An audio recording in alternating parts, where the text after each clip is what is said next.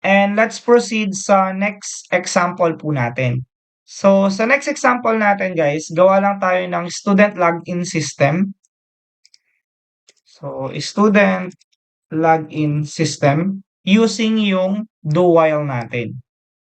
So, since login system ang gagamitin natin, meron tayong tatlong variable na kailangan. Gagamit tayo ng string. Ang first variable will be username. Ang second variable naman natin ay password. And then, meron tayong character dito na again, so gagamitin natin siya para tanungin yung user natin if gusto niya pang mag-try ulit na mag-login. Okay? So, ang first step na gagawin natin of course is to declare yung do while natin. So again, do, tapos while, and then yung opening and closing parenthesis, and then semicolon. Okay? So ngayon, sa while natin, gagamitin natin si again. Okay? And then, equal natin siya. Since character yan guys, so meron dapat siyang single quotation. And lalagay nyo lang yung y. Then, gagamitin natin yung or operator natin. Then, kukunin nyo naman to. Then, equal, and then single quotation. Kung ito ay capital, gawin natin siyang small letter. Okay? Now, after natin malagay yung condition natin, kung gusto niya bang mag-repeat, lagay niya lang y, either capital or small letter. Okay? So, sa loob ng do natin, so ilalagay lang natin yung username and password natin. So, cout, enter username. And then, semicolon, in lang natin yung mismong username natin. Then, semicolon. And then, copy, paste. Yan. So, ito naman yung password natin. So, papalitan natin ng password ito. So, now, pwede na tayo, meron na tayong username and password. Ang gagawin na lang natin is we need to evaluate yung magiging username and password natin. Let's say, for example, ang username dapat natin, equal natin siya kay Badin. Sample. Then, ang password natin will be admin Badin. Yan. And then, password. Yan. Then, ito naman yung username natin. Then, next naman natin is, so ito yung default guys, and then ito yung sa password natin. So, magkakaroon tayo ng condition dito. So, una, kukunin nyo si username, tapos equal lang natin siya, and we are using string. So, meaning, kailangan meron po silang double quotation. And kukunin natin yung username, ilalagay natin siya dito, at gagamit tayo ng AND operator. Okay, so dapat alam pa rin natin kung ano yung rule ng AND operator. Then, kukunin natin si password. And then, equal natin siya sa default password natin na admin badin. Okay? And then, opening and closing curly bracket. And then, after nun, cout natin siya and sasabihin natin, login successful. Then, again, add ulit tayo ng /n para sa new line natin.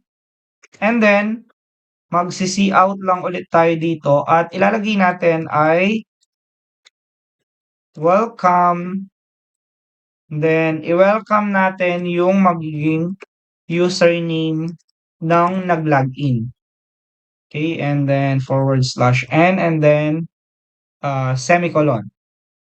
Okay? So, if tama yung username and password, sabihin nyo, login successful and i-welcome nyo yung user natin na yon. Now, next naman is magkakaroon tayo dito ng else if. So, sa else if natin, kapag ang username natin ay nag-equal lang siya sa empty or ang password natin nag-equal lang siya sa empty, so ang gagawin natin, lalagyan natin siya ng error.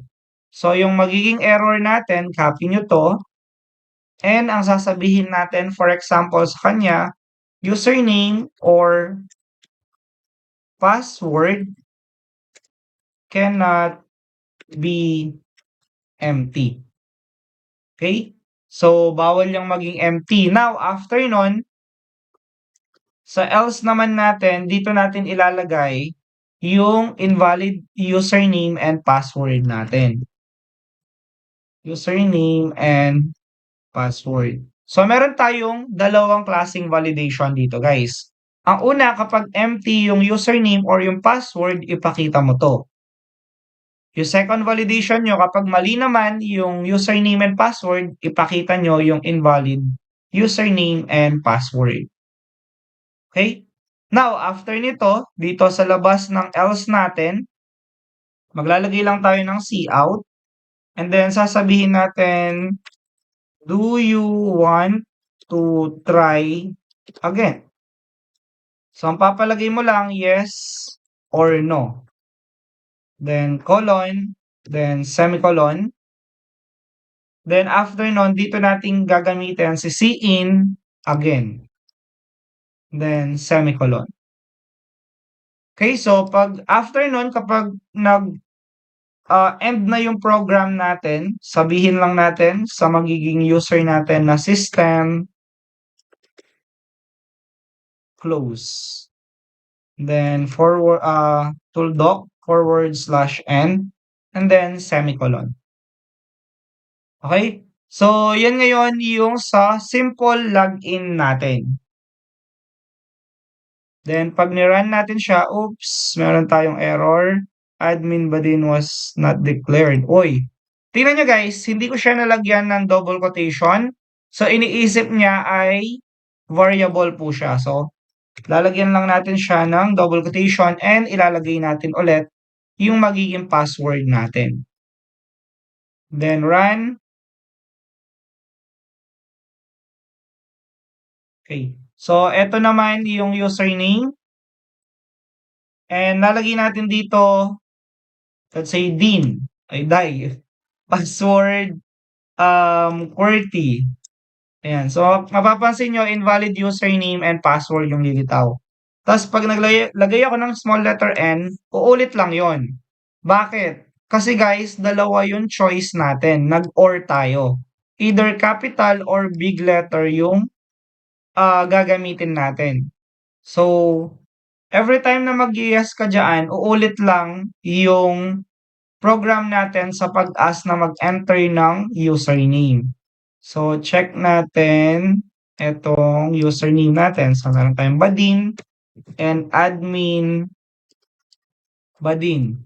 And then, enter. So, login successful. Welcome badin. So, yes ulit tayo. So, username, Rick, password. Yan. So, invalid username tayo. Okay? So, every time na magla-login ng tama guys, wini-welcome niya yung mismong admin natin. Ang reason dahil kinall out nyo dito yung username natin.